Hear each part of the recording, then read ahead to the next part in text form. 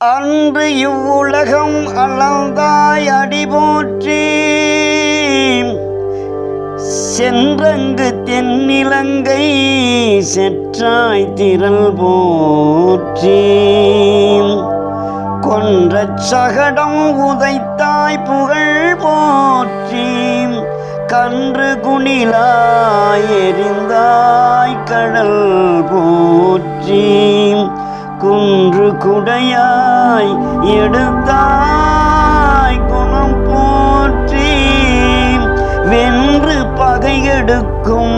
நின் கையில் மேல் போற்றி